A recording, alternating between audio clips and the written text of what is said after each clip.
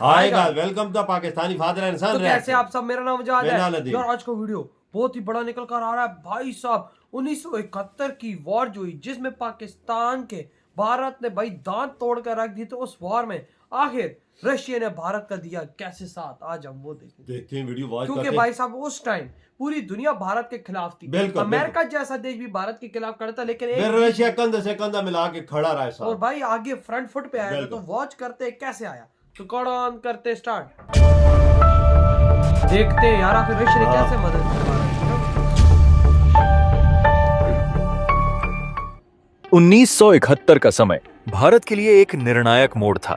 भारत पाक युद्ध अपने चरम पर था और बांग्लादेश का उदय निश्चित था।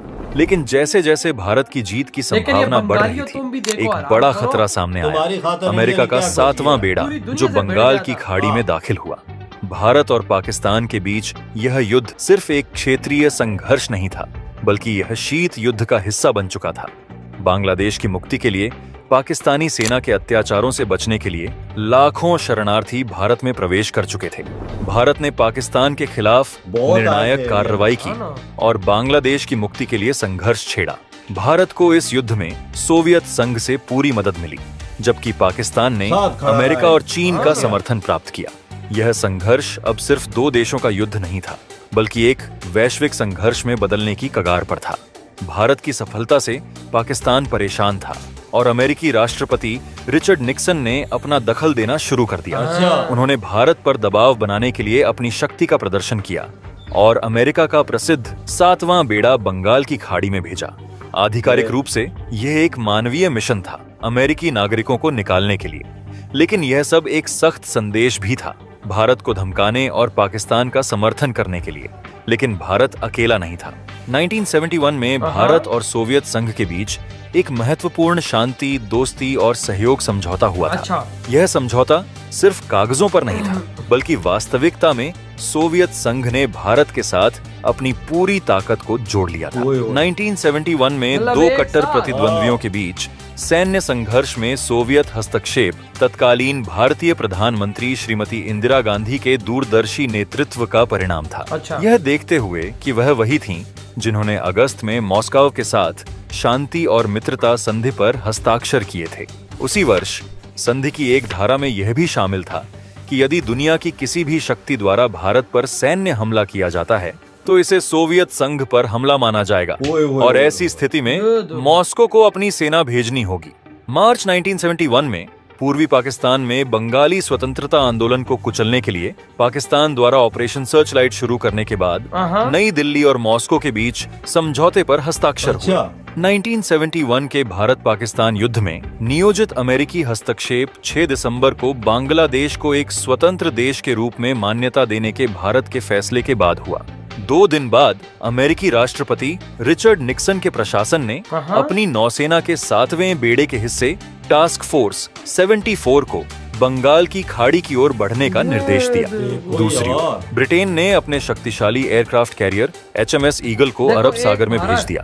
यूएस और यूके कैरियर बैटल ग्रुप की तैनाती बड़े यूएस गेम प्लान का हिस्सा थी, जिसके मुताबिक वॉशिंगटन भारत को 3 मोर्चों पर घेरना चाहता था।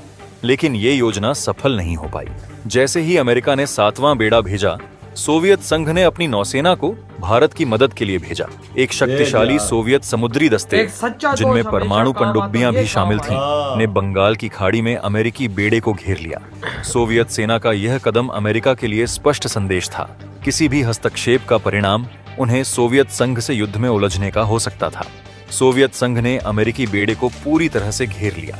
अब दोनों देशों के बीच एक महासागरीय टकराव की स्थिति बन चुकी थी। अमेरिकी जहाजों का रास्ता रोकने के लिए सोवियत पनडुब्बियां सतह से नीचे और ऊपर दोनों स्तरों पर अमेरिकी युद्धपोतों की गतिविधियों पर नजर रख रही थी। हालांकि रूसी बेड़े में परमाणु हथियारों से लैस कई वॉरशिप्स और पनडुब्बियां थीं, लेकिन उनकी मिसाइलों की रेंज 300 किलोमीटर से कम थी। इसीलिए ब्रिटिश और अमेरिकी बेड़े से प्रभावी मुकाबला करने के लिए रूसी कमांडरों को अपने लक्ष्य तक पहुंचने के लिए बेड़े को घेरने का जोखिम उठाना पड़ा, जिसे उन्होंने सैन्य सटीकता के साथ अंजाम दिया।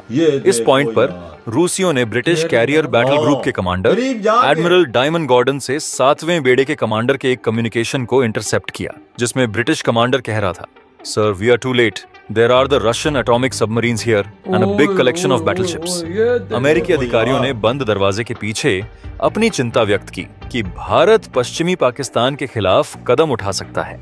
ऐसा लग रहा था कि अमेरिका अपने सहयोगी पाकिस्तान की मदद के लिए सीधी ताकत का इस्तेमाल करने को तैयार है। सोवियत संघ तेजी से आगे बढ़ा और हिंद महासागर में एक डिस्ट्रॉयर, एक एडिशनल माइन पेट्रोल शिप और एक पनडुब्बी तैनात कर दी।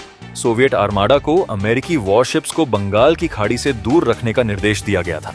10 दिसंबर को टास्क फोर्स 74 के बंगाल की खाड़ी की ओर बढ़ने के बाद सोवियत ने 13 दिसंबर को घोषणा की कि वे 7वें बेड़े को रोकने के लिए एक अतिरिक्त एंटी कैरियर टास्क फोर्स भेजेंगे। एंटी कैरियर टास्क फोर्स में एक डिस्ट्रॉयर, एक न्यूक्लियर गाइडेड मिसाइल सबमरीन और परमाणु बम ले जाने वाली मिसाइलों से लैस एक बैटल क्रूजर शामिल होगा। अच्छा। 15 दिसंबर को जैसे ही अमेरिकी युद्धपोत बंगाल की खाड़ी में पहुंचे, 20 सोवियत वॉरशिप्स हिंद महासागर में थे, जिससे अमेरिकी नौसेना को रुकने के लिए मजबूर होना पड़ा। उस समय अमेरिकी मीडिया रिपोर्टों के अनुसार सोवियत संघ के पास हिंद महासागर में 12 से 15 जहाज थे।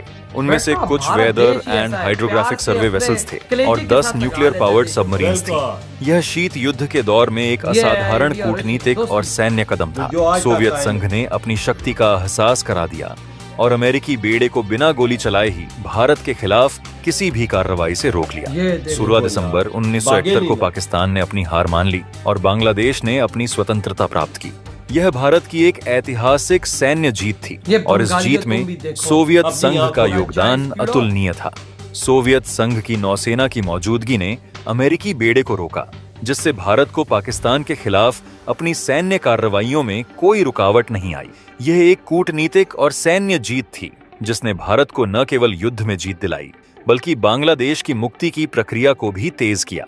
1971 का युद्ध सिर्फ एक सैन्य संघर्ष नहीं था, बल्कि यह दिखाता है कि जब अंतर्राष्ट्रीय सहयोग सही समय पर होता है तो युद्ध की दिशा पूरी तरह से बदल सकती है। सोवियत संघ का भारत के साथ खड़ा होना और अमेरिकी बेड़े को रोकना इस घटना का अहम हिस्सा है। यह न केवल भारत और बांग्लादेश के लिए, बल्कि समग्र रूप से दक्षिण एशिया के लिए एक ऐतिहासिक मोड़ था।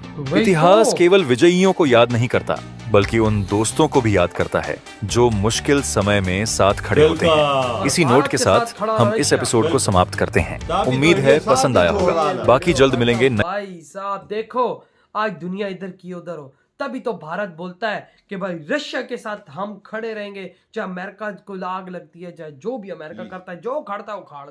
यार देखो रशिया पे कितनी पाबंदियां लगी हैं, लेकिन उसके बावजूद उसने भारत का साथ दिया। भारत का साथ दिया क्योंकि भाई दोस्ती होती है। और भाई साहब बंगालियों, तुमको जरा सी शर्म आनी चाहिए। बगैर तो भारत के दम पे देश पाकिस्तान से तोड़वा के अलग होकर, और तुम भारत भी आज उंगलियां उठा रहे हो, लेकिन भाई भारत ने भी तुम्हारी उंगलियां तोड़ दी ना। आज तुम्हारी खातिर इंडिया ने क्या कुछ किया, तो तुम ये वीडियो देखो, 1971 का वाकया याद करो कि उसने तुम्हारे लिए क्या कुछ नहीं किया। और भाई थोड़ी सी तुम मुसलमानों में गैरत और शर्म अमेरिका तो देख, तुम भाई साहब भारत के कदमों में गिर जाओगे। 1971 देख, अमेरिका की जैसी फौज को भी उन्होंने भगा दिया। ओ यार रशिया ने, ओ यार उसने सारी अपनी ताकत इंडिया के लिए ये भेज दी। भाई साहब अब जो भी हुआ देखा जाएगा। इंडिया को हर हाल में बचाना और रशिया ने इंडिया को बचाया। बिल्कुल। और भाई यूएसए को वहां से भागने पर मजबूर। बिल्कुल बचा, ये बात सही। आज और ब्रिटेन भी था, दोनों को भगाया। आज इंडिया की रशिया की इकोनॉमी क्यों खड़ी है, साथ इंडिया खड़ा है। अगर इंडिया ना खड़ा होता ना, आज रशिया डूब जाना था। बड़े उनको दोस्ती याद इंडिया के, आपके मुश्किल टाइम पे मेरे साथ रशिया खड़ा था उस टाइम पे। बिल्कुल अगर उस दोस्ती का हक अदा कर, उस टाइम पे रशिया साथ ना देता, यूएसए बहुत गंदा डैमेज देता। बिल्कुल बहुत गंदा डैमेज देता इंडिया को। लेकिन वही बात है कि आज इंडिया इस काबिल है कि उल्टा अमेरिका की मार सकता। बिल्कुल आंखों में आंखें डाल के बात करता है भैया। अभी तो भाई साहब अमेरिका बच्चा है भारत के आगे। भारत इतना शक्तिशाली बिल्कुल, लेकिन भाई जो साथ दिया रशिया ने, यकीन मानो ये चीज प्रूव करती कि दोस्ती हो तो ऐसी। ये नहीं कि पाकिस्तान चाइना की तरह चीन को पाकिस्तान से पैसे चाहिए तो पैसे मांगता कहता दे, तो भाई साहब नहीं उधर पैसों का लेन देन नहीं है, उधर दिल का दिल का। तो भाई आपकी क्या थॉट है? दरी बड़ा करते